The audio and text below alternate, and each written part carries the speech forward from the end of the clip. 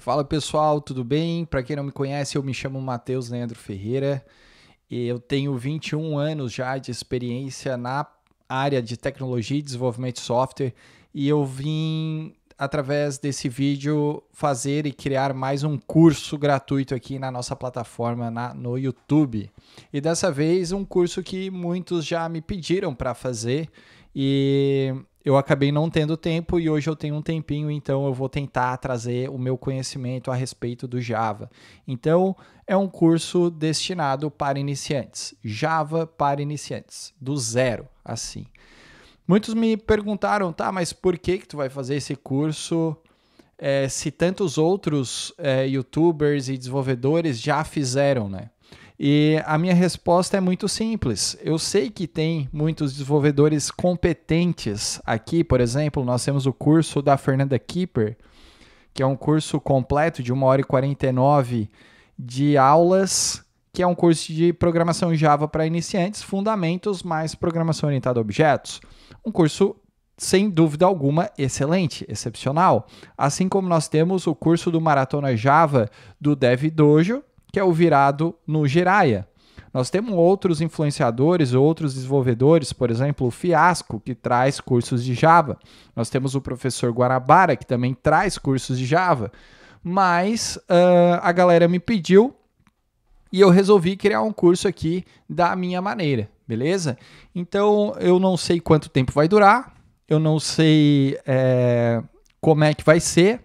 Eu vou simplesmente apresentar o que eu tenho aqui e tentar explicar da melhor maneira possível, beleza? Eu penso em fazer 3 módulos desse curso, tá? Então, o primeiro módulo é toda a parte de iniciante mesmo, fundamentação, estruturas de repetição, condicional, vetores, matrizes, tipos primitivos e de objetos. Em um segundo momento, a parte de banco de dados, linkando do zero uma solução Java para banco de dados. E a terceira seria a construção de um sistema desktop usando todos esses fundamentos para a gente treinar, desde a parte de eventos, encapsulamento, herança, botar em prática tudo num sistema desktop. Beleza? Então, sem mais enrolação, vamos iniciar o vídeo aqui, o curso, aliás. Bom, curso de Java para iniciantes. Vou abrir aqui a trilha 1, que é a introdução ao Java e a tipo de dados. Primeiro vamos falar um pouquinho, como de costume, da história e a importância do Java. O Java ele foi lançado pela Sun Microsystem em 1995 e ele tinha aquele conceito de escreva uma vez, execute em qualquer lugar. Isso por quê? Porque nesta época existia um monopólio gigantesco da Microsoft, das linguagens pagas, e quando chegou o Java no mercado em 95, mudou todo esse conceito, porque ele veio como se fosse uma linguagem multiplataforma. Então ele ficou popular por sua portabilidade, por sua segurança e ampla adoção em empresas. O Java foi base de muitos sistemas web, aplicativo Android e sistemas corporativos. E aqui eu trouxe uma história quase completa, né, que vai de 1991, que foi a criação e dado nome à linguagem, mas ela foi divulgada pela Sun Microsystem apenas em 95. E aqui eu tenho uma história de 91 até 2020, eu já tenho um vídeo no canal falando sobre essa história, né? Inclusive o vídeo fala sobre por que as pessoas odeiam tanto o Java, podem procurar ali no canal, mas de fato aqui ocorreram algumas situações muito importantes, né, nessa linha do tempo, beirando aqui, por exemplo, em 2014, que foi o surgimento do Spring Boot, que é um framework feito em Java muito consolidado e respeitado no mercado profissional. Ainda em 2014 surgiu, né, as Lambda Expression, os strings, dando uma verbosidade um pouco menor à codificação Java. E daí para frente o Java não parou de evoluir, de crescer e sempre trazendo novidades a cada versão que é lançado. A plataforma Java, falando um pouquinho sobre, né? Porque Java é muito mais do que uma linguagem de programação. Java é todo um ecossistema, é toda uma plataforma. Então, a plataforma Java é um ambiente computacional que permite o desenvolvedor criar programas para estes ambientes utilizando a linguagem Java e um conjunto de ferramentas de desenvolvimento.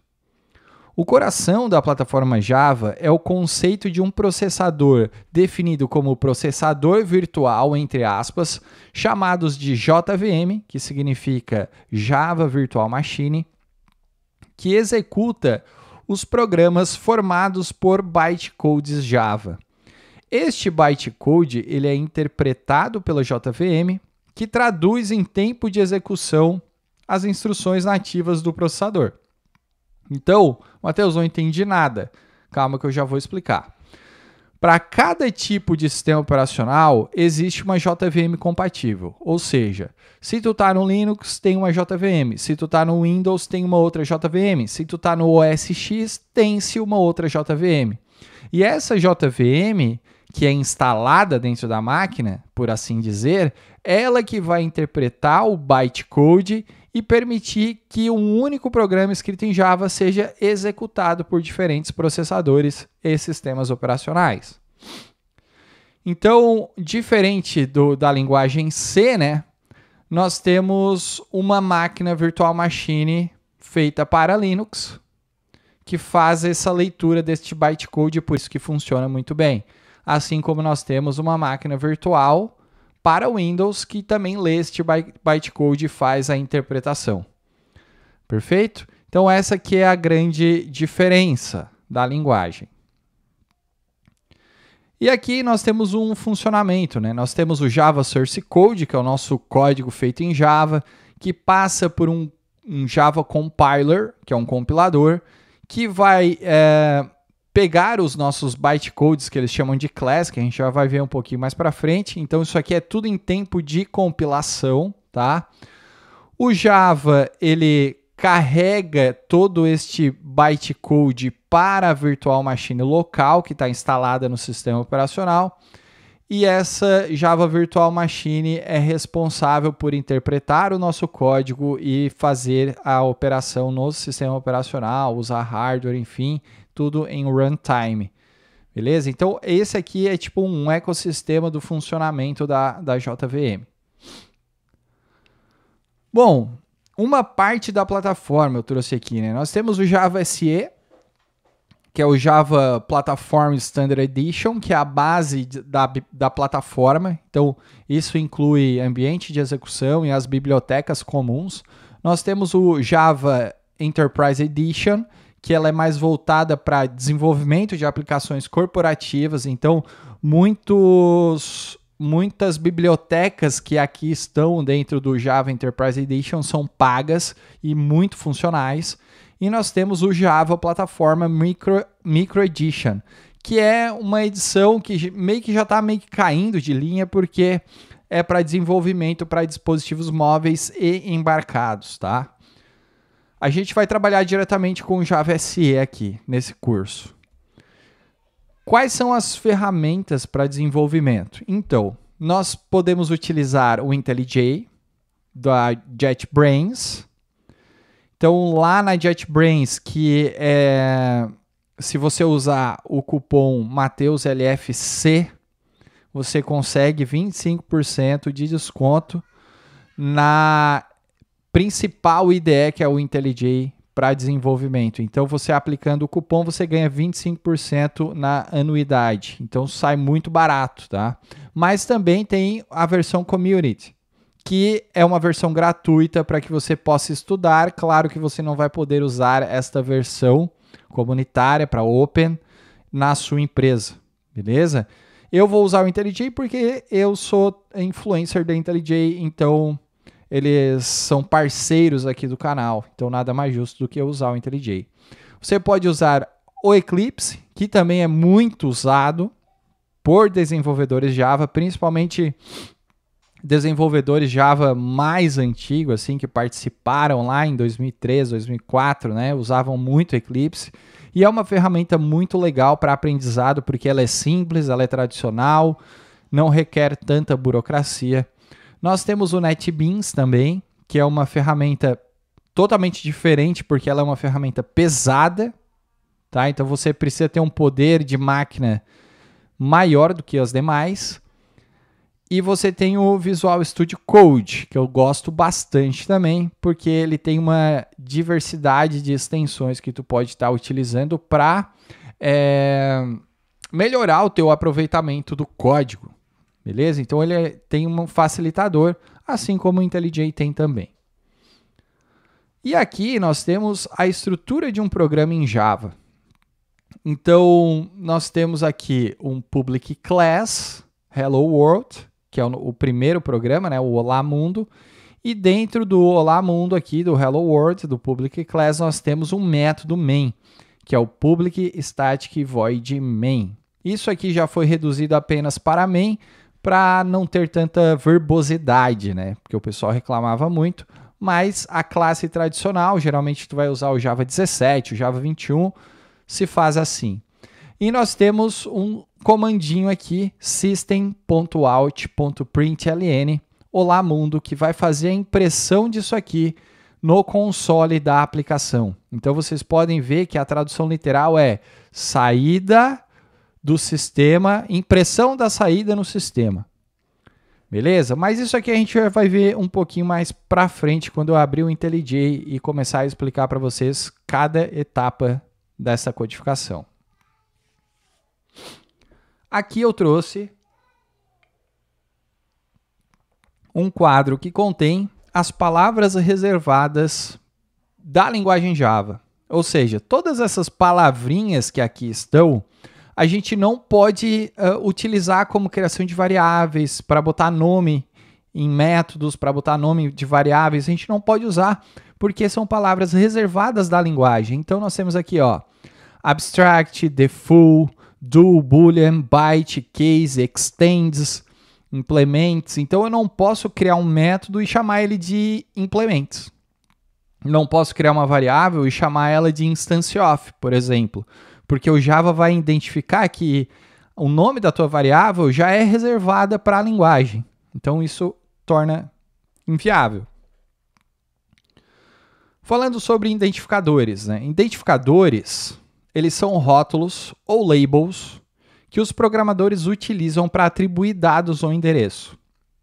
Então, quando a gente vai criar uma variável em Java, que a gente vai ver mais para frente também, nós temos um padrão a ser seguido para criar identificadores. Não que você precise seguir, mas aqui é um padrão meio que universal. Então, o seguinte, ó, regras para tu criar um identificador. O primeiro caractere ele deve ser sempre uma letra. Ele não pode conter símbolos, ele não pode conter espaços. A linguagem Java é case sensitive e não pode ser uma palavra reservada daquele quadro que eu passei para vocês.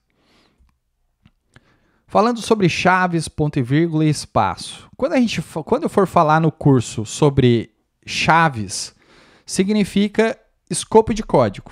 O que é um escopo de código? É um bloco cujo as instruções estão delimitadas por chaves. Ponto e vírgula é uma declaração que consiste de uma ou mais linhas de código que termina por um ponto e vírgula. Então, toda linha do Java, praticamente, se não for uma condicional, um laço de repetição, enfim, tem que terminar com ponto e vírgula, senão vai dar um erro de compilação. A vírgula é apenas um delimitador de dados, ou seja, eu posso criar vários identificadores, várias variáveis, tudo na mesma linha, separado por vírgula. E os espaços em branco separam as palavras-chave e os identificadores. Falando um pouco aqui sobre tipos de dados primitivos. A linguagem Java, ela possui 8 tipos básicos de dados, que eles são denominados tipos primitivos, que podem ser agrupados em 4 categorias. Quais são as categorias? A gente tem os tipos inteiros, nós temos os tipos de ponto flutuante, nós temos o tipo caractere e o tipo lógico. Então, são 4 categorias com 8 tipos básicos de dados entrelados aqui nessas categorias. Caracteres de terminação. Então, quando eu coloco um /n, significa que eu quero pular de linha numa saída, num system out, tá? Quando eu coloco /r, significa que o meu carried return, o meu retorno do carro é o cursorzinho, ele vai voltar para o início. Quando eu coloco /b, é um retrocesso, é um backspace. Um backspace, aliás, nossa, eu li um U aqui. Um /t é a tabulação, né? Então, quando eu quero dar um espaçamento numa saída, eu boto um /t, enfim. /f, nova página e assim por diante. Nossa, o backspace foi complicado, né? Mas vamos lá. Operadores. Quando utilizar operadores de atribuição, quando utilizamos operadores de atribuição, o operando da direita ele deve ser compatível com o operando da esquerda. Ou seja, dá uma olhada aqui nessa imagem. Então, eu criei uma variável, identifiquei ela como um int. Então, int x igual a 1. Estou fazendo uma atribuição do número 1 dentro da variável chamada x, do identificador x. E embaixo eu criei um boolean, que eu chamei de b. E aqui eu fui fazer uma atribuição do b igual a x.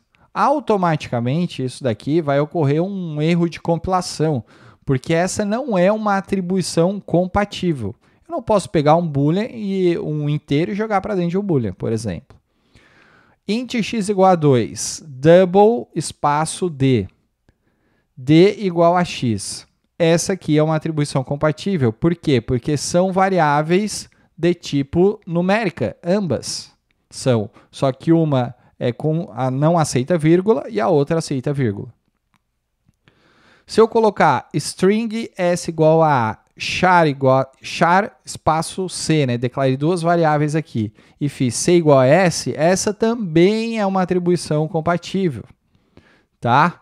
Então, a gente tem que se ligar nisso na hora que a gente for codificar. Operadores aritméticos. Quais são os operadores que nós temos aqui? Sem usar a biblioteca, né? Eu tenho o operador mais, o menos, o de multiplicação, o asterístico, o barra, o percentual, o menos, o mais e o menos. Então, ó, quando eu quero fazer uma soma, A mais B, eu uso mais, né? Quando eu quero fazer uma subtração, o menos. Quando eu quero fazer uma multiplicação, utilizo o sinal de multiplicação. O de divisão é a barrinha. Quando eu quero saber o resto da divisão, é o percentual. Aqui embaixo são variáveis de incremento e decremento. Então, quando eu tenho uma variável que ela tem um valor de 1 e eu quero incrementar de 1 a 1, eu posso usar A mais mais ou A menos menos para fazer o decremento. E aqui vocês estão vendo que nós temos um A mais mais e um A mais mais. Qual que é a diferença? Tem diferença e a gente vai ver um pouquinho mais à frente. Procedência de operadores. O Java, ele realiza as operações em uma ordem específica. Assim como outra linguagem, por exemplo, o Excel da vida, usa procedência de operadores. E essa ordem é baseada no que eu falei de precedência dos operadores. Então, precedência é um conjunto de regras que o Java impõe no uso de todos os operadores. Então, exemplo, nós temos aqui num igual a 5 mais 15 vezes 2. Seguindo a precedência de operadores do Java e da matemática, se faz primeiro a multiplicação para depois a adição. Comparação e operadores lógicos. Então, para a gente verificar se uma variável é igual a outra, se o conteúdo de uma variável é igual a outra, a gente usa o igual a igual. Então, A igual a B, se for igual, vai retornar true. Se não for, vai retornar false. O diferente, quando eu quero saber se o valor de uma variável inteira, por exemplo, é diferente de um outro valor, eu uso exclamação igual. O sinal de maior significa maior que, então se uma variável for maior do que outra. O maior igual é maior igual, então se A for maior ou igual a B. E o menor, menor que, né? Então A menor que B. E nós temos o menor igual, que seria menor ou igual a. Então, A maior igual a B. Aqui está invertido, né? Que seria menor, tá, gente? E aqui está um exemplo, ó. 3 é menor que 8, então vai retornar true. 8 é maior que 3, vai retornar true também. 2 é maior que 4, vai retornar false. 4 é maior do que 2, vai retornar true. 7 é igual a 8, vai retornar false. Agora, 7 é igual a 7, vai retornar true. 5 é menor ou igual a 5, vai retornar true, porque 5 é igual. 8 é menor ou igual a 6, vai retornar false, porque não é menor nem igual. E assim por diante. Então, o diferente é exclamação igual. Perfeito? Aqui, ó, eu posso ter uma comparação, uma condicional, aliás, comparando duas situações, ó, duas condicionais. Para eu fazer isso aqui, eu tenho que ter o caractere de e comercial duplicado aqui, ó, 2 vezes e comercial. Então, z maior que 3 e z maior do que 6 retornou true. Por quê? Porque o valor de z, conforme este enunciado, é 12. Então, 12 para retornar true, as duas condições têm que ser verdade, quando eu uso e. Então, ó, z maior que 3 e z menor do que 20? Sim, porque o z é 12, ele é maior que 3 e 12 é menor que 20. Agora o de baixo. 12 é maior do que 3 e 12 é menor do que 0? É falso, né? Porque 12 não é menor do que 0. Entenderam? As duas condições precisam ser verdadeiras para que retorne true. Aqui embaixo, nós temos a atribuição de ou. Então, e comercial é um and, é um e 2 pipes assim aqui embaixo, ó, significa ou seja, uma ou outra condição, se ela for verdade, vai retornar true. Então, 5 é maior do que 6? Não é. Se fosse uma condição, seria false, né? Mas como eu tenho um ou aqui testando se o z é igual a 5, retornou true. Embaixo, ó, a mesma coisa, ó.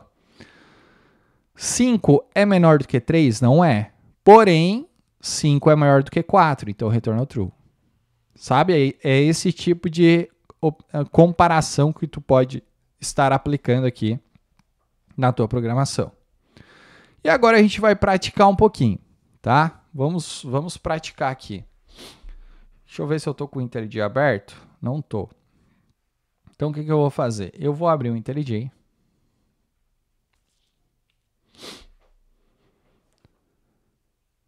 Deixa eu fechar tudo aqui, que eu já estava fazendo, né? Estava programando, aliás, fazendo não, né? É um vídeo, inclusive, da Rocket City, que é uma parceira aqui do canal, tá? Também temos descontos imperdíveis e eu vou deixar o link na descrição desse vídeo. E aqui eu vou criar um novo projeto para esse curso, ó, New Project. Eu vou chamar de Curso Java Iniciante. Eu vou estar utilizando o Java 21, vou dar um Create nessa janela mesmo. E pronto. Então vamos lá, gente. Vamos brincar um pouquinho.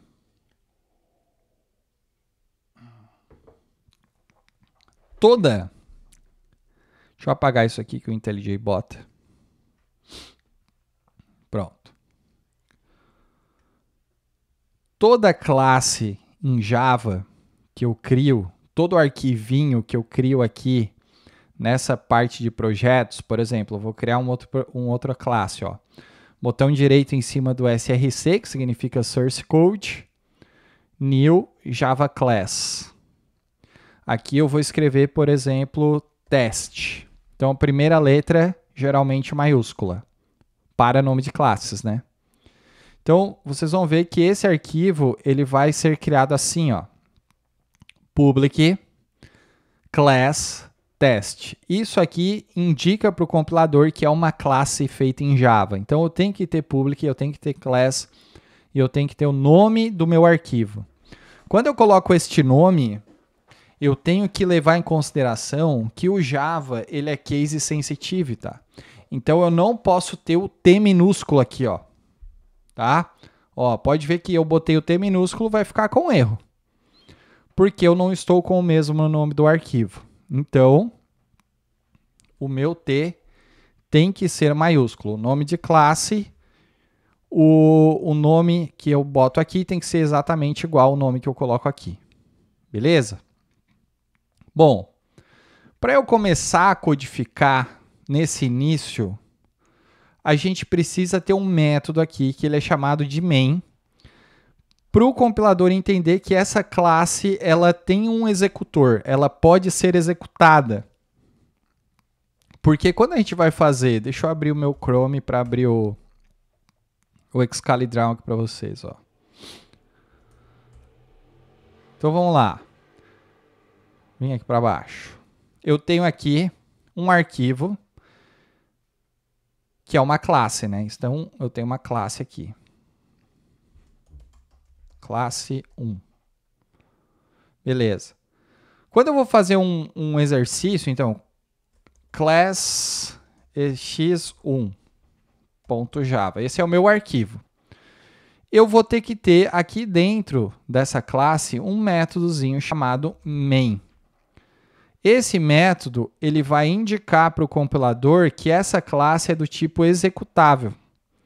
Então, tudo que tiver dentro do método main, da funçãozinha main, então, por exemplo, ó, aqui eu tenho um método main, ó, public static void main, significa que ele vai ser executável. Essa classe vai rodar no meu programa. Então, se eu colocar aqui, ó, system.out.println do hello world e eu for dar o play, ele vai mostrar no console da minha aplicação o que eu coloquei ali.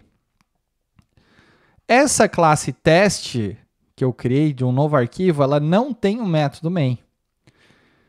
Então, o meu play vai ficar desligado, ó. Meu botãozinho para rodar. Porque ela não tem isso aqui que essa classe tem. Então, para ela ser uma classe que executa algo, eu preciso colocar o método main. Ó, o play já ativou. Certo? Então, um atalho para colocar o método main, em qualquer IDE, é só tu escrever main e dar um enter. Ele vai gerar esse bloco de código aqui. Perfeito? Show de bola. Então, aqui no Excalibur ainda, geralmente no início, quando a gente vai exercitar e praticar, a gente vai criar um arquivo para cada exercício que nós vamos fazer aqui. Então, todo arquivo vai ter o método main. Mas quando a gente vai desenvolver um sistema completo, por exemplo, um sistema completo ele é repleto de classes, né? Classe 1, classe 2, e essas classes representam algo. Para executar esse sistema, uma dessas classes aqui precisa ter um método main, apenas uma, que é o ponto de início. Então, o que eu vou ter aqui, né? Eu vou ter um método main apenas, na minha classe principal, e a partir deste método main, eu posso chamar as outras classes. Tá? Então, essa é a diferença.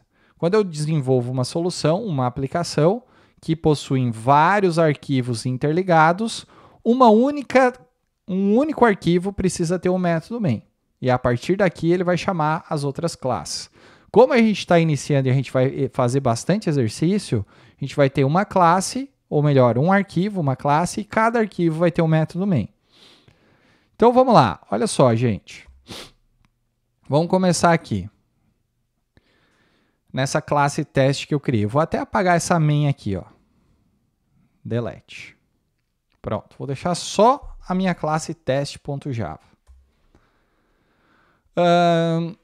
Sempre que eu vou criar uma variável em Java, eu tenho que colocar o tipo dela na frente, seguido pelo identificador, que vai representar aquela variável, e fazer uma atribuição para colocar dado dentro dessa variável. Então, o que é variável? Variável é um espacinho na memória que o teu compilador Java reserva para guardar uma informação. Então, olha só, eu tenho que colocar o tipo. Então, eu vou vir aqui, ó, int, tipo inteiro. idade igual a 38, que é a minha idade. O que eu fiz aqui? Eu defini o tipo dela, que é inteiro, criei um rótulo para ela, um identificador chamado idade e fiz a atribuição do 38 aqui para dentro. Agora eu quero fazer um número quebrado, um número com vírgula. Números com vírgula no Java, a gente tem algumas possibilidades. Eu posso criar um double, por exemplo, altura igual a 1.94, que é a minha altura, ou eu posso criar um float. Float, altura igual a 1.94. Aqui eu criei uma variável com o mesmo nome, né? Vou botar a altura F aqui, só para mostrar aqui para vocês. E daí eu tenho que botar um F aqui para dizer que é uma variável com float, para fazer a conversão, tá? Qual outro tipo de variável que eu tenho aqui? Eu tenho uma variável do tipo string. O que é uma variável do tipo string? Ela armazena textos. Então, se eu quero guardar o meu nome aqui, Matheus Leandro Ferreira, ela guarda. Porque ela é uma variável do tipo string. Eu tenho variável do tipo char, que ele já sugeriu para guardar o sexo. Sexo não, vamos botar gênero, né? Olha a diferença. As duas armazenam texto, porém, a string armazena um conjunto de textos, entre aspas duplas. O char, ele armazena um único caractere, por isso que é char, entre aspas simples. Beleza? E nós temos um outro tipo de variável, que é o booleano. O booleano, por exemplo, ele pode ser verdadeiro ou falso. E aqui ele já meio que deu uma sugestão para mim. Então, o que eu fiz? Eu criei várias variáveis aqui e mostrei a saída de cada uma destas variáveis. Então, se eu rodar esse programinha aqui, ele vai mostrar aqui para mim que eu tenho a idade de 38, a altura 1,94, outra altura 1,94. O nome é Matheus Leandro Ferreira, o gênero é M e verdadeiro retornou true porque é uma variável booleana. Variável booleana, ela pode ter dois estados, verdadeiro ou true ou false. Certo? Beleza. Todas essas variáveis que aqui estão, elas são chamadas de variáveis primitivas. O que significa variável primitiva? É porque no Java, como o Java tudo é orientado a objeto, tudo é objeto, a gente tem dois grandes grupos aqui. Nós temos o grupo de variáveis primitivas e nós temos o grupo de variáveis de objeto. Ou seja, cada tipo deste variável aqui, desta variável, tem a sua variação de objeto. Então, por exemplo, int, ela tem uma variável de objeto que é o integer. Então, idade, vou chamar de idade objeto igual a 38. Vocês estão vendo? Int é integer. O double, ele também tem a sua variável de objeto, que é com D maiúsculo. Double. Altura objeto. O float, ele também tem o seu tipo objeto, que é o float maiúsculo. O string, ele já é uma variável de objeto. Pode ver, olha só que jogada legal aqui. Eu tenho int, eu tenho double, eu tenho float, tudo com minúsculo. As variáveis de objeto em Java iniciam com a letra maiúscula. Então, integer maiúsculo, double com D maiúsculo, float com F maiúsculo e string com S maiúsculo. Ou seja, string é um objeto. Char também tem o seu tipo, que é character. E o boolean também tem o seu tipo objeto, que é o boolean, com B maiúsculo. Matheus, só existe isso aqui? Não, né? Eu tenho o valor que é o long, tá? Então, eu posso criar um número longo. Eu tenho o byte, tá? Eu tenho o short. Eu tenho um monte de conjuntinhos de variáveis aqui que eu posso criar. Daí tu me pergunta, bom, o long guarda um número longo. O inteiro guarda um número que é inteiro. Ou seja, não vai ter número quebrado, não vai ter número com vírgula. O double guarda número com vírgula. O float guarda o número com vírgula.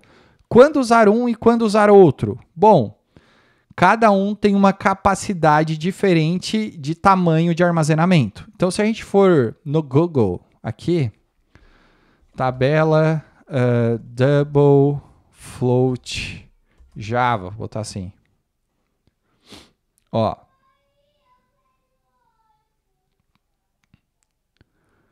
Deixa eu entrar aqui, deixa eu ver se eu acho uma imagem maiorzinha. Aqui.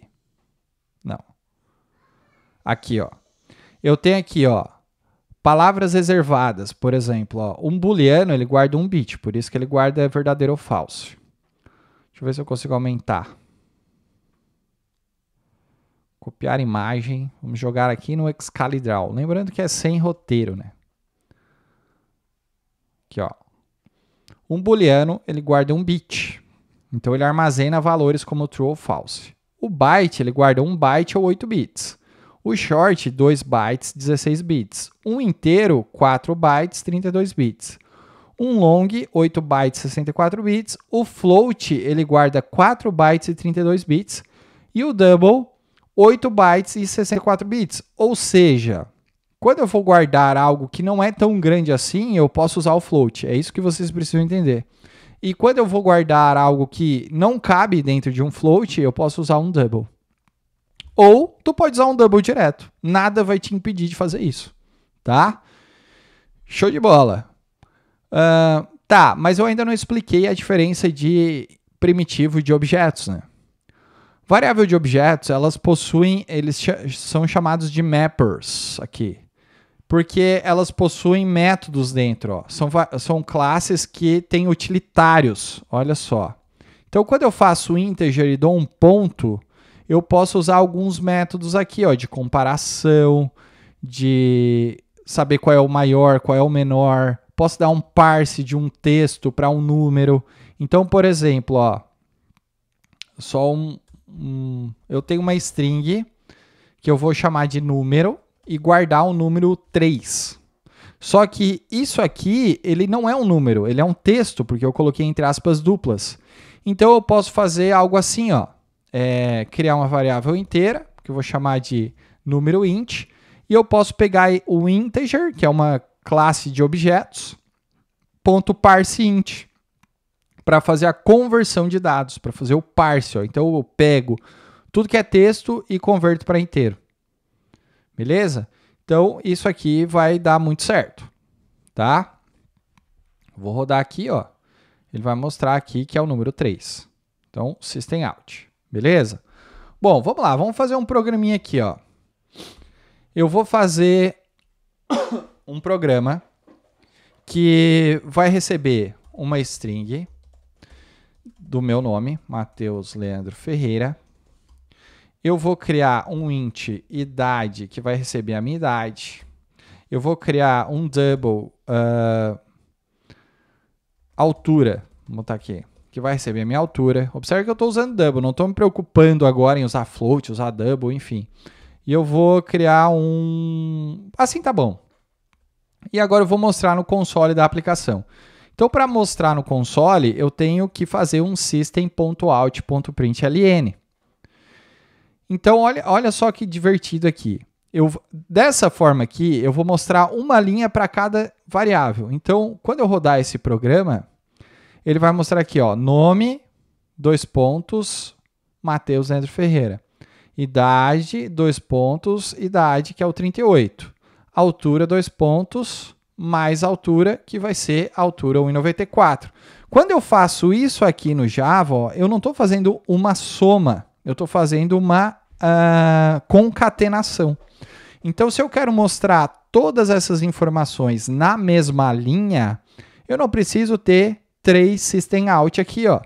Eu posso simplesmente dar um mais e continuar o texto aqui, ó. O IntelliJ já sugeriu para mim, ó. Então, vamos ver o que ele está fazendo aqui agora, ó. Imprime na saída do sistema a informação, nome 2 pontos, mais a minha variável nome, então ele está colocando Matheus Leandro Ferreira, mais o contra barra N, que eu já mostrei para vocês na apresentação, que ele vai quebrar uma linha. Escrever o texto idade mais idade, ou seja, eu estou fazendo uma concatenação. Eu não estou fazendo uma soma aqui. E se eu for rodar, olha só como é que vai aparecer, ó. Exatamente como eu tinha feito. Se eu tirar o /n daqui, ó, ele vai mostrar tudo na mesma linha. Então eu vou dar o play e ele mostrou, ó, nome, 2 pontos, Matheus Leandro Ferreira, daí aqui faltou um espacinho para eu colocar, mais idade, faltou um espacinho, e daí ele vai ficar assim, ó, separado por espaço. Eu posso colocar 2 tracinhos aqui, uma setinha, que eu posso escrever o que eu quiser. Ó, certo? Muito fácil. Meu Deus, como isso aqui é fácil, né, gente? Então agora é o seguinte. Eu vou fazer aqui uma atividade com vocês. Qual vai ser a atividade dessa trilha 1? Para a gente assimilar tudo isso aqui que foi falado. Eu vou fazer um algoritmo tradicional aqui, que vai receber 3 notas e vai calcular a média dessas notas. Então, um exemplo aqui. Eu posso fazer com float ou com double, tá? Vou botar double. Nota 1 igual a 10, 8 e 7. Então, double nota 1 igual a 10, double nota 2 igual a 8, double nota 3 igual a 7. Vocês estão vendo que ele está autocompletando para mim. Isso aqui é porque o meu Ultimate, como eu sou parceiro da IntelliJ, eu tenho instalado o JetBrains de inteligência artificial. Tá? Caso você não tenha, você ou digita, né? Ou então instalem o GitHub Copilot, que ele vai fazer exatamente isso daqui para vocês. Tá? Isso aqui é um facilitador para não precisar... esqueci uma sintaxe, ele vai te sugerir algo, tu só dá um tab, ele vai te autocompletar. E agora eu vou pegar a média. E para fazer a média, ele já me sugeriu aqui, ó, nota 1 mais nota 2 mais nota 3, entre parênteses, dividido por 3. Então, cálculo matemático básico. E aqui, eu vou mostrar uma saída para ele, print ln, falando a média é 2 pontos mais média. Então, se eu for executar esse programinha aqui, ele vai me mostrar que a média é 8.333333, final 4. Eu não quero que vocês se preocupem neste momento em fazer mascaramento, de, eu quero mostrar só 2 casas decimais. Cara, isso aí não importa. Isso aí tu vai aprendendo com a necessidade e com o tempo. Beleza? O que eu quero mostrar aqui é o seguinte, todo este programa que eu desenvolvi aqui para cálculo de média, eu fiz a atribuição fixa de informações aqui. Então, eu tenho o 10 cravado, o 8 cravado, o 7 cravado. Mas como que eu vou fazer isso? Solicitando informações para o usuário digitar. Então, digamos que quem está usando esse programinha aqui é um professor de uma universidade, que ele vai calcular a média dos seus alunos. Então, o que a gente pode fazer? No Java, para a gente fazer entrada e saída de dados, a saída é o systemout. E a entrada, a gente tem que usar o scanner. Existem outras formas, mas neste momento é interessante saber que existe o scanner. Então, ó, scanner eu posso chamar de SC igual a new scanner system in, ou seja, entrada aqui, de input das informações do sistema. E esse scanner é o que vai ler a informação do meu teclado. Então, por exemplo, eu crio o scanner, eu instancio ele, quando eu falo assim, ó, new scanner, significa que eu estou criando um objeto do tipo scanner. No Java, a criação é new, certo? Daí agora eu faço uma pergunta usando systemout. Então, eu vou botar assim, ó, digite a nota 1. Daí aqui na nota 1, eu crio a variável double nota 1 e vou pegar o meu SC, que é a minha variávelzinha do scanner, ponto next double. Se eu estou usando float aqui, seria, ó, vou botar float, ó, float seria next float. Então, faço a primeira pergunta e paro aqui no scanner. Ou seja, o scanner ele vai ficar travado. Se eu botar uma informação aqui, ó, deixa eu tirar tudo daqui. Se eu colocar um system out na sequência e não fazer mais nada, ele não vai printar a linha 12, ó. Olha aqui no console. Ele vai ficar parado no digite a nota 1, porque ele está parado na linha 10 esperando que o usuário digite o número 10. Estão vendo? Então, ó, depois que eu digitei o 10, que ele mostrou a mensagem do digite a nota 2. Então, vou continuar esse programa aqui, ó. Digite a nota 1, digite a nota 2. Então, vou botar aqui float da nota 2. System.out, digite a nota 3. E vou fazer o cálculo de média. Então, float média igual a nota 1 mais nota 2 mais nota 3 dividido por 3. E vou mostrar o resultado. System.out.println, a média é mais média. Então, aquele programinha que estava com notas fixas, agora ele pede para o usuário digitar as informações. Então, vou dar um play. Ele vai pedir a nota 1, vou botar 10. Vai pedir a nota 2, eu vou botar 6. Vai pedir a nota 3, vou botar 3. E ele deu que a média é 6.333335. Perfeito? Então, é assim que funciona a coleta de dados no Java. Beleza? Agora, o seguinte. Tá, professor? Estou falando como se fosse aula, né? Tá, Matheus. Se eu fosse usar vetores aqui, posso usar vetores? Tu pode usar vetores. No Java, toda variável que tu for criar, vou colocar aqui em cima, ó, ele te permite a criação de vetores. Então, ó, float, deixa eu apagar tudo de baixo. Eu não vou fazer com o vetor porque a gente vai ver um pouquinho mais para frente, mas ó, float nota 1, certo? Se eu quero transformar isso em vetor, basta eu colocar colchetes aqui no início. Então, isso aqui vai se transformar num vetor, tá? Mas isso é papo para algo mais adiante, beleza? Vamos fazer uma outra atividade aqui agora.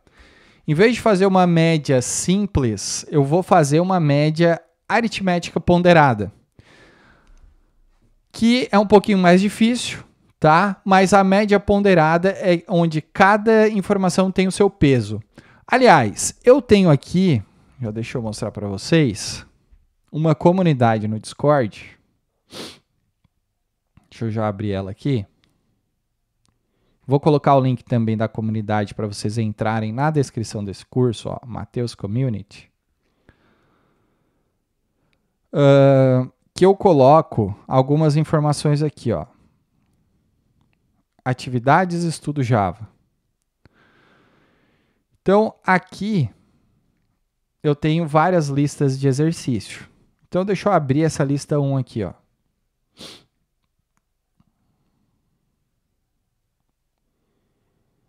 Vamos lá, vamos pegar mais uma atividade aqui para a gente fazer.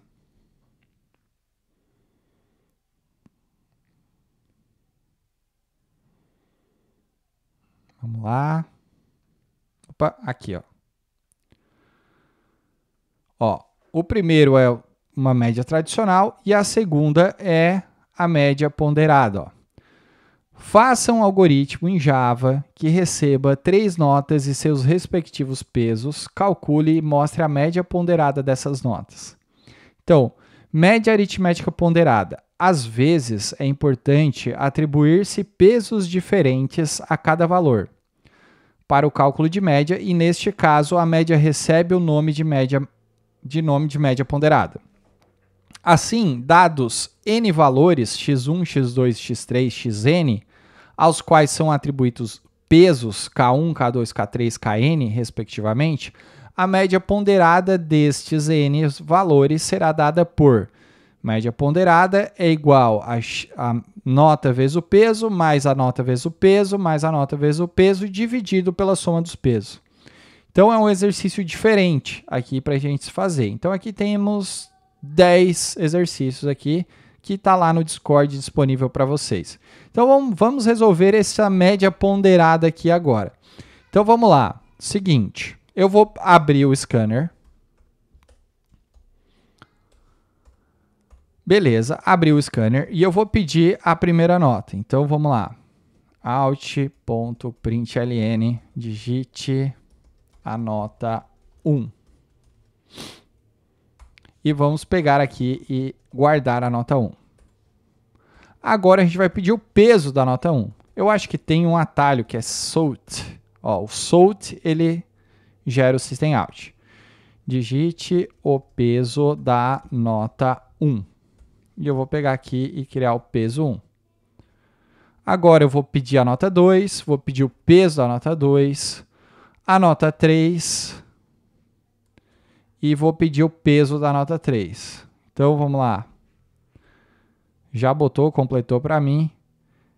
Vou tirar o peso 4, daí eu faço assim, ó, float média igual a nota 1 vezes o peso 1, mais a nota 2 vezes o peso 2, mais a nota 3 vezes o peso 3, não tenho 4 notas, dividido pela soma dos pesos. E aqui eu faço um system.out.println, a média ponderada é mais média. Se eu for rodar este programinha aqui,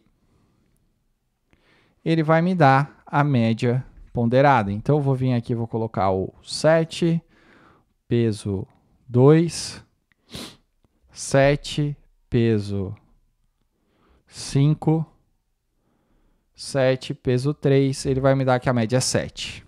Perfeito?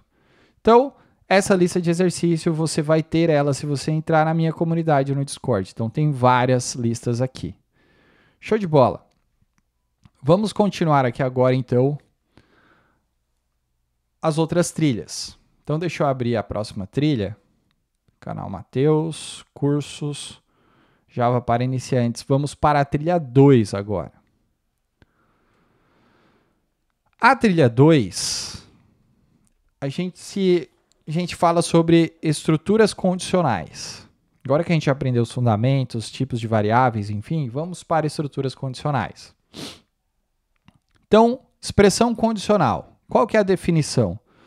São instruções que permitem executar diferentes blocos de código conforme uma condição lógica. Exemplo do mundo real. Se estiver chovendo, leve o guarda-chuva. Se não, vá sem ele. A expressão condicional no Java se dá pelo nome if. Então, a sintaxe do if é if, abro parênteses, defino uma condição, abro e fecho chaves. O bloco ele vai ser executado se a condição for verdadeira. Então, um exemplo simples.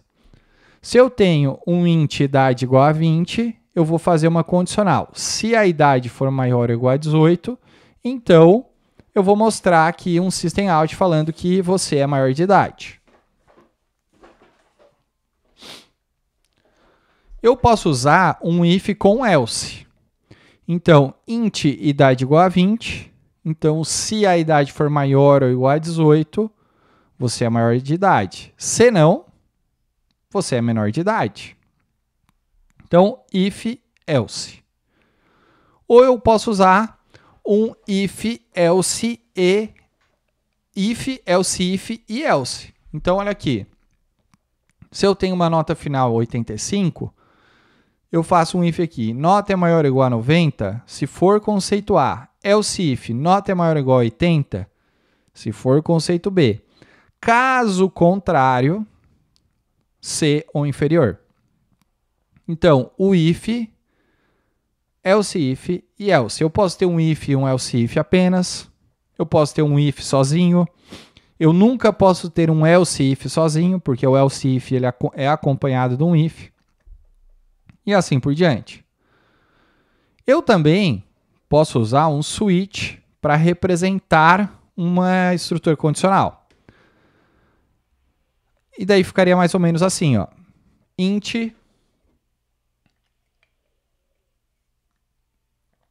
dia igual a 3. Então, eu faço um switchzinho, coloco o dia em condicional e testo. Se for 1, case 1, domingo. Case 2, segunda.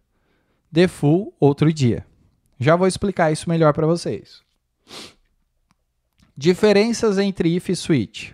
O if, ele avalia expressões lógicas. O switch, ele avalia apenas valores fixos. O if, ele suporta intervalos. O switch suporta somente igualdades. O if é mais flexível e o switch é mais legível em alguns casos.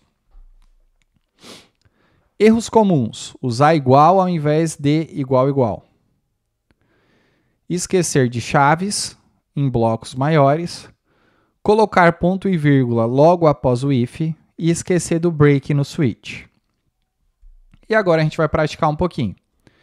Então, deixa eu apagar aqui essa atividade.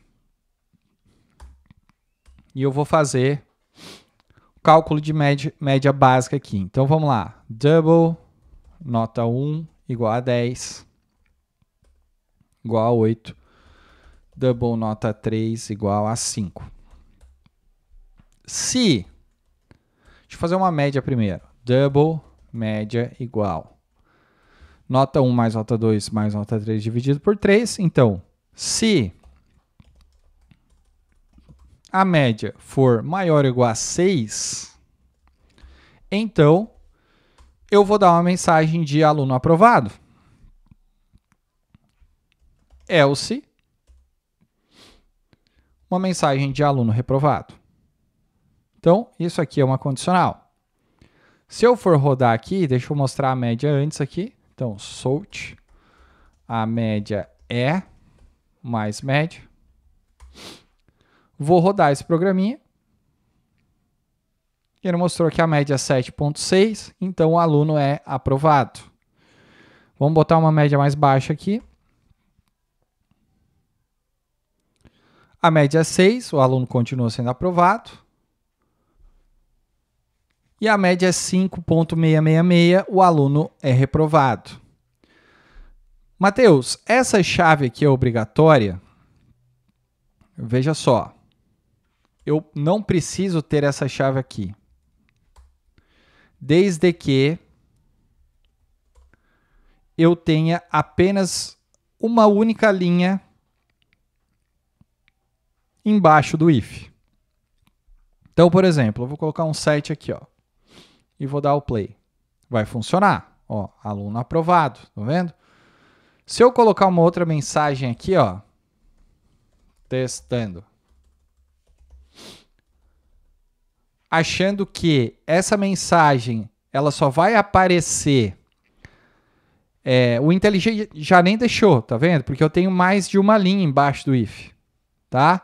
Então, a minha dica para vocês aqui é, independente se é uma linha ou várias linhas, sempre coloquem chaves, pessoal. Sempre assim, ó, tá? Java é verboso e ele é bonito por ser verboso. Então, vamos adicionar as chaves para tudo. Beleza? Ó, aqui. Então, vamos lá. Vamos seguir aqui, ó. Agora, eu quero fazer uma condição no meio desse if e desse else. Ou seja, eu quero fazer um else if. Tá? Então, eu vou fazer um else if se a média for maior, entre, na real, né? Vamos botar aqui entre 5 e 6. Ó, ele vai estar em recuperação. Aluno, recuperação. Ou seja, se a média dele for maior ou igual a 6, então eu vou dar aqui aluno está aprovado. Se a média for maior ou igual a 5 e menor que 6, ou seja, de 5, vamos botar maior ou igual a 5 aqui, ó. De 5 até 5,99 aqui, ele vai ficar em recuperação. E qualquer outra nota ele vai ficar reprovado. Então, deixa eu colocar aqui um 5. Opa, 5 não, né? 5, 15, 20. Se eu botar um 3 aqui, ele vai cair como aprovado. Se eu colocar um 2, dá 12, com 5, 17. Ó, aluno recuperação. Tá? Então, ele caiu nessa condicional aqui. Show? Então, olha só, usei o E comercial 2 vezes para fazer um intervalo de média. Estão vendo aqui? Um outro exemplo de estrutura condicional. Vamos montar o seguinte. Vamos montar isso aqui, ó. String nome aluno igual a Matheus. Int idade aluno 18. Double altura aluno 1,70. Se o enunciado vai ser assim, ó. O aluno só vai entrar para a equipe de basquete se e somente se ele tiver idade maior ou igual a 18 e altura maior que 1,70. Então, se idade aluno for maior ou igual a 18 e comercial, altura maior do que 1,80. Então, vou dar um sort, aluno pode entrar, até parece que ele leu meu pensamento, na equipe de basquete. Pronto. Else, sort, aluno não pode entrar na equipe de basquete. Beleza? Como eu usei essa condição E aqui, ele vai cair embaixo, né? No else, ó. Aluno não pode entrar na equipe de basquete. Por quê? Porque apesar dele ter uma idade igual a 18, ele não tem altura suficiente. Agora, se eu for colocar uma condição ou aqui, então eu posso vir aqui e colocar o que a gente viu, 2pipe. Esse 2pipe aqui vai forçar a minha condicional, que é a inicial, que é o idade maior ou igual a 18, a ele poder entrar na equipe de basquete.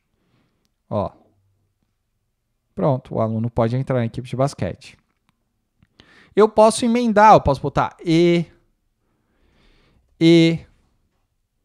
O nome é Matheus, ó. Estão vendo aqui? Ah, um grande detalhe que ele mostrou aqui pra gente, ó. Para atribuição de igual para variável numérica inteira é igual a igual. Igual eu falei para vocês na apresentação. Quando eu quero comparar texto, eu não uso igual a igual, eu uso ponto equals. Tá? Equals significa igualdade. Então, texto sempre equals. Tá? Então, eu posso encher de e ou, enfim, aqui. Só que se eu colocar tudo ou, vai ter que ser tudo verdadeiro para ele entrar na minha condicional. Perfeito? Então, isso aqui é a estrutura condicional no Java. Agora, vamos fazer uma atividade usando switch. Então, vamos pegar aqui, ó, int mês. Vou colocar mês 9. Para fazer no if, eu poderia fazer assim, mês igual a 1 é janeiro. Else if, abre parênteses, né, o boca aberta. Else if, mês igual a 2, fevereiro. Outro else if aqui, igual a 3, março. Certo? Então, isso aqui funcionaria. Ó. Se eu botar 2 aqui, ele vai entrar aqui embaixo em fevereiro. Mas eu posso usar um switch case, que ele ficaria muito mais simples de visualizar a informação. Então, por exemplo, eu posso usar um switch. O switch, eu vou colocar o seguinte, a variável que eu quero testar aqui, como única, e os casos são as condições. Então, ó, 2 pontos. Eu gosto de colocar chaves também, que não precisa, mas eu gosto de colocar. Então, janeiro. Case 2. Fevereiro. Vamos botar o case 3. Quero mostrar uma coisa para vocês aqui, ó. Março. O que vai acontecer se eu rodar este programa aqui? Ele vai cair em fevereiro, porém ele vai cair em março. Por quê? Porque eu não posso nunca me esquecer de colocar dentro de um switch case a instrução break. Entrou na condicional, testei o que eu quero testar, eu tenho que dar um break. Senão, ele vai sair desta linha 15 e vai ir para a linha 18. Então, nunca posso me esquecer de colocar o break. Então, se eu for rodar esse programinha agora, vai mostrar só fevereiro. Perfeito? Show de bola. E o switch, ele tem o else, que seria a condição default aqui, ó. Então, eu também gosto de botar chaves, tá? Vamos botar aqui o default, mês inválido. E eu também gosto de botar break. É padrão meu. Show? Então, se eu colocar um 88 aqui, o que vai acontecer? Vai cair no default, que é o else, né? É o último condicional que nós temos aqui. Então, vou dar o play, vai cair no mês inválido. Perfeito? Então, isso aqui é a base da estrutura condicional para que você possa resolver os seus probleminhas de faculdade. Vamos para a trilha 3? Vamos lá. Trilha 3. Deixa eu fechar outra trilha para não ficar pesando.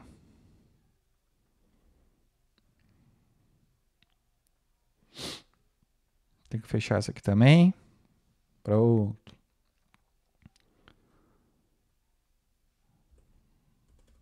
Trilha 3.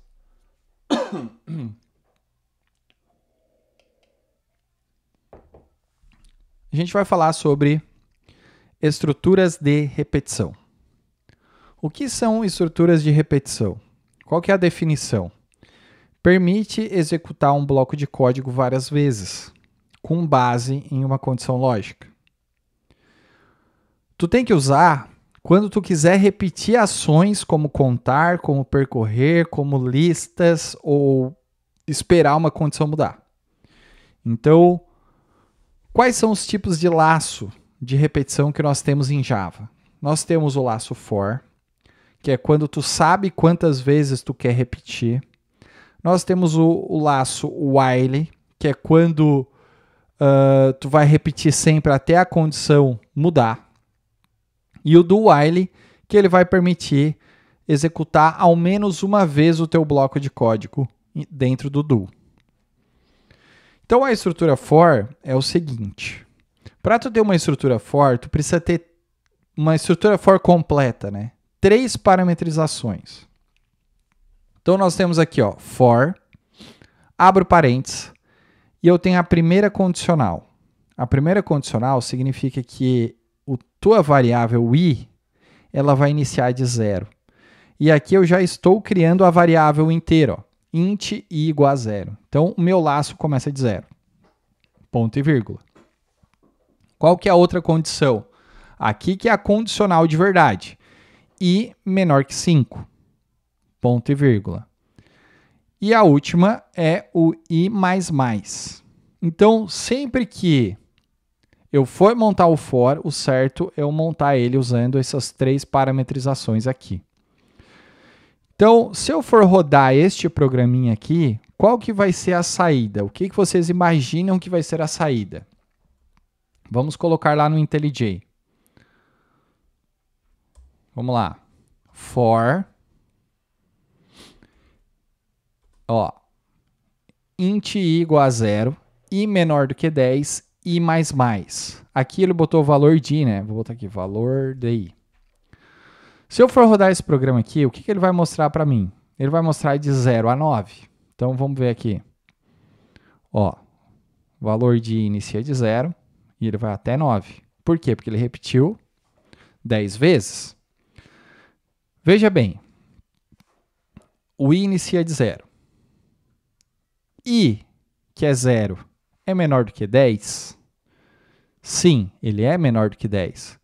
Então, ele vai entrar no meu bloco de código e vai printar a informação que o valor de i é 0.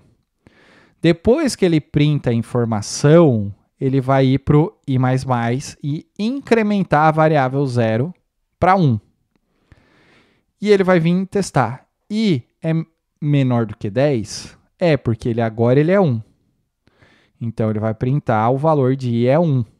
E vai vir aqui e vai incrementar de novo. Ou seja, na primeira vez, ele faz o quê? Ele inicializa a minha variável e depois ele vai ficar sempre nesses dois blocos de parâmetro aqui. Ó.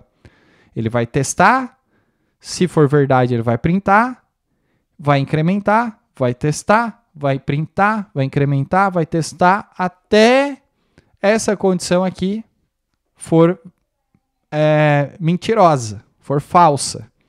Então, quando que vai ser falsa? Quando o i for incrementar e ele passar de 9 para 10. Porque 10 ele não é menor do que 10, ele é igual.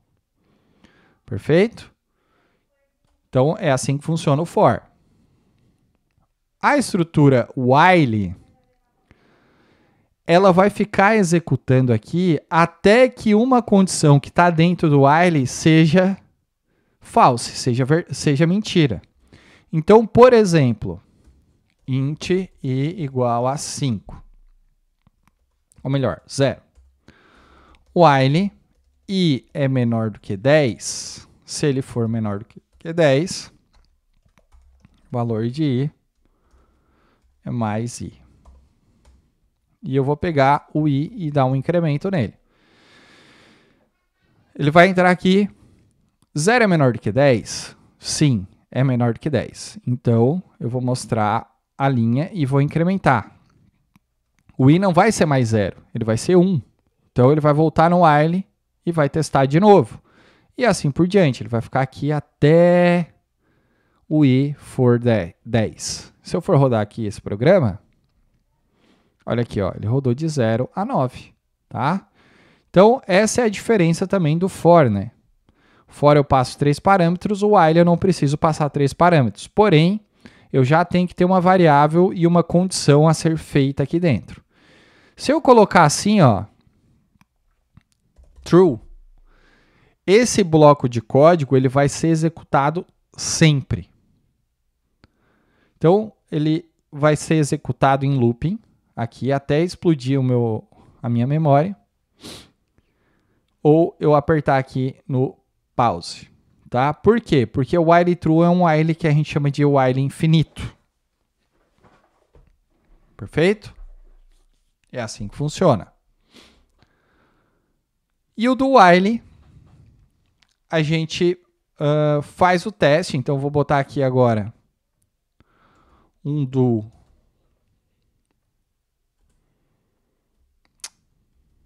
Peraí. While. E eu vou dar um sort aqui. Valor de novo. E um i++. Ou seja, ele vai executar esse bloco de código uma vez 100% de certeza. Porque ele está dentro do do. E a minha condicional do while está aqui embaixo. Então, olha só. Ele vai ter a mesma saída daquele programa anterior, de 0 a 9. Porém, se eu colocar o seguinte aqui, ó, 1, o que vai acontecer? Ele vai executar o programa uma única vez. Porque ele vai rodar aqui, o valor de i vai ser 0. Vou dar um i++, ele vai virar 1. E a condição do while vai fazer ele não repetir mais, porque 1 não é menor do que 1. Entendeu? Essa é a diferença. O while ele vai rodar até ele sair. O do vai te obrigar a executar o código pelo menos uma vez. Sempre. Porque se eu fizer isso aqui, ó, while e for menor do que 0, ele não vai rodar nunca. Ó.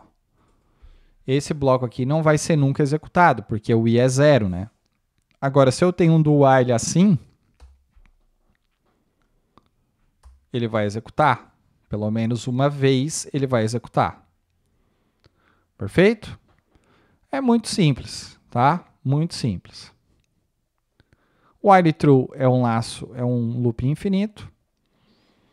E eu posso dar um break para sair a qualquer momento de um for. Ou eu posso dar um continue para ele continuar e não executar nada do que está embaixo. Então, por exemplo, ó, isso no while também, tá? Eu posso dar um break para sair do while quando eu quiser. Então, digamos aqui, ó, eu posso ter um for, colocar as 3 condições aqui dentro. Daí eu vou vir aqui, se o i for igual a 5, eu vou dar um break. Pronto. E eu vou dar um sort aqui. Opa. Nossa. E eu vou dar um sort, colocando o valor de i. Mais i. O que vai acontecer nesse código aqui? Ele vai mostrar de 0 a 4. Quando chegar no 5, ele vai dar um break e vai sair fora. Ó, de 0 a 4, vai dar um break. E esse break vai fazer ele sair do for. Perfeito? Agora, se eu pegar e colocar um continue aqui dentro, o que vocês acham qual vai ser a saída do meu programa? Ele vai mostrar de 0 a 4, vai pular o 5 e vai continuar do 6. Ó, 0, 1, 2, 3, 4, pulou o 5, continuou do 6. Perfeito? Então, isso aqui são estruturas de repetição na linguagem Java. Show de bola? Vamos para a última trilha deste módulo aqui, que se dá com vetores e matrizes. Deixa eu abrir novamente. Então, a última trilha, a trilha 4. O que é um vetor? Definição. Um vetor ou array, vocês vão ver muitos profissionais chamando de array. É uma estrutura de dados que armazena múltiplos valores do mesmo tipo em posições consecutivas na memória. Então, tu tem que pensar como uma fila de caixas numeradas, onde cada caixa guarda um valor. Então, eu tenho aqui, ó, int número igual a new int passando 5. Ou seja, eu criei um vetor com 5 posições. Então, ele vai de 0 até a última posição. Então, aqui, ó, número 0 igual a 10, números 1 igual a 20, números 2 igual a 30. Então, eu faço a atribuição deste vetor, desses valores, para dentro de cada posição deste vetor. Lembrando que no Java, um vetor ele tem um tamanho fixo. Tá? E eu sempre tenho que inicializar ele, porque se eu não inicializar ele, vai dar problema. Então, por exemplo, eu tenho aqui uma variável inteira de um vetor, número. Se eu for tentar acessar a posição 0 deste vetor, o meu IntelliJ ele já está falando para mim, opa, ó, essa variável precisa ser inicializada. Ela não foi, ó, might not have been initialized. Ou seja, eu tenho que inicializar. Todo vetor, eu preciso definir um tamanho para ele, ó, new int de 5, por exemplo, tá? E agora ele está falando que eu não está sendo usado, então eu posso vir aqui e dar um system out, posição 0 do vetor, mais número de 0. Bom, se eu for rodar esse código aqui, ele vai mostrar que a posição 0 do vetor é 0. Por quê? Porque eu não atribuí um valor dentro dele. Ó. Número 0 vai ser 10. Agora ele vai mostrar que a minha posição é 10. Pronto. Beleza. Se eu for pegar várias posições aqui, atribuir na posição 2, atribuir na posição 3, na posição 4, isso aqui ele vai funcionar porque eu estou pegando da posição 0 até a 4.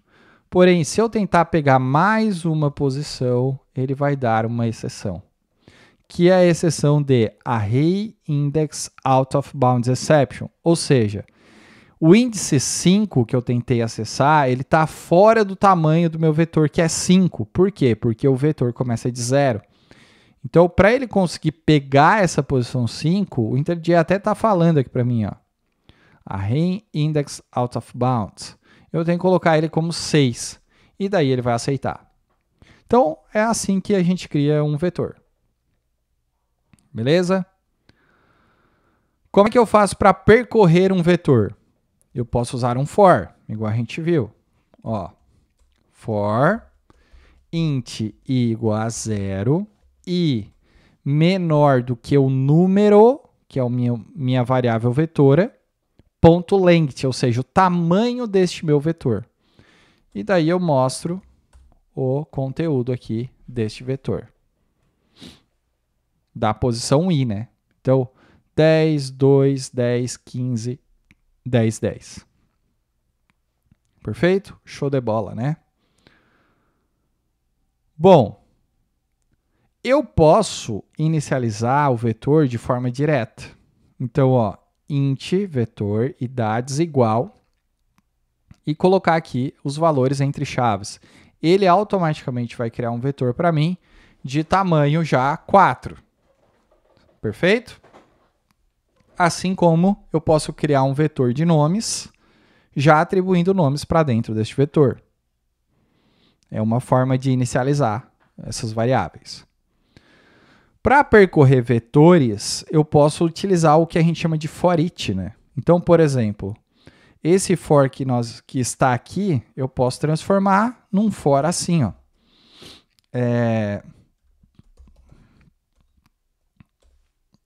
Ó, assim.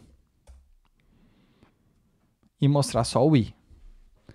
Então, ó, o for each é o tipo do meu vetor, que ele é inteiro. Defino uma variável, 2 pontos, o meu vetor que se chama número. Então, automaticamente ele vai pegar a posição 0, vai jogar aqui para dentro do i e vai mostrar o resultado. Então, posso usar tanto assim como assim. Ó.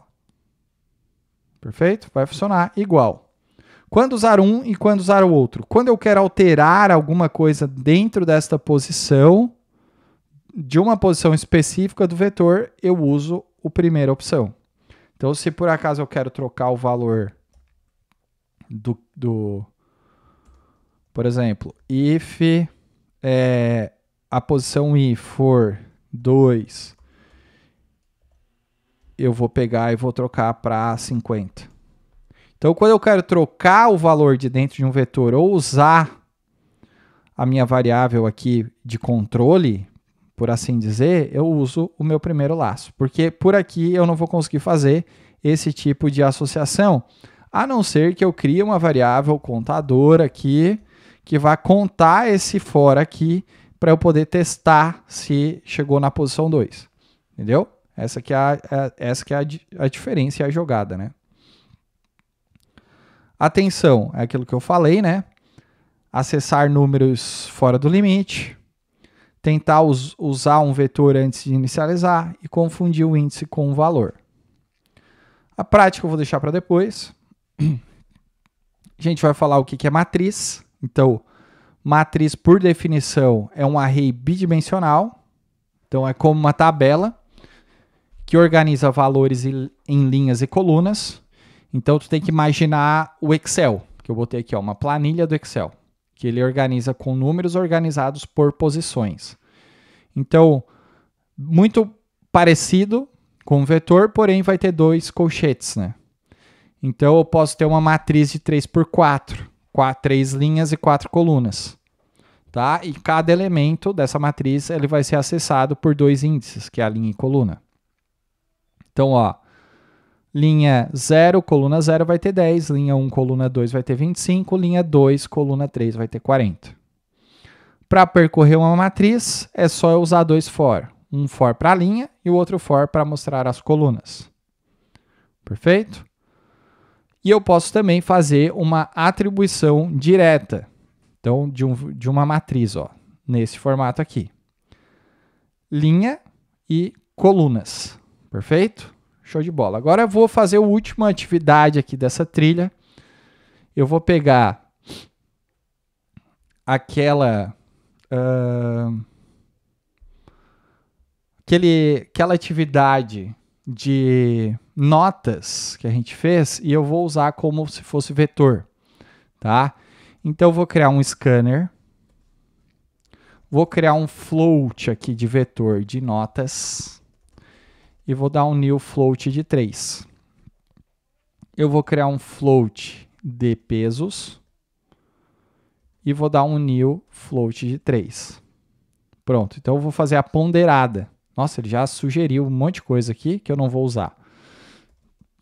Float. Soma notas ponderadas é igual a 0. Float. Soma pesos igual a 0. E aqui eu vou fazer um for do 0 até o i menor que notas, pedindo a primeira nota e o peso. Perfeito? Show de bola. E aqui eu tenho que fazer o soma notas ponderadas mais igual, né, a nota vezes o peso, e a soma dos pesos é mais igual a pesos de i. Float, média ponderada, é igual a soma das notas ponderadas dividido pelo peso. E vou dar um sort aqui mostrando o resultado. Então, média ponderada, 2 pontos, mais média ponderada. Então, aqui é um exercício utilizando vetores. Então, olha como é simples, fácil, muito fácil, meu Deus, como é fácil, beleza? E agora que você já sabe de tudo isso, você pode pegar, entrar na comunidade do Discord, baixar a lista de atividades e resolver todas. E caso você tenha dúvida, você pode entrar em contato diretamente comigo ali na comunidade, colocar suas dúvidas que eu vou estar respondendo.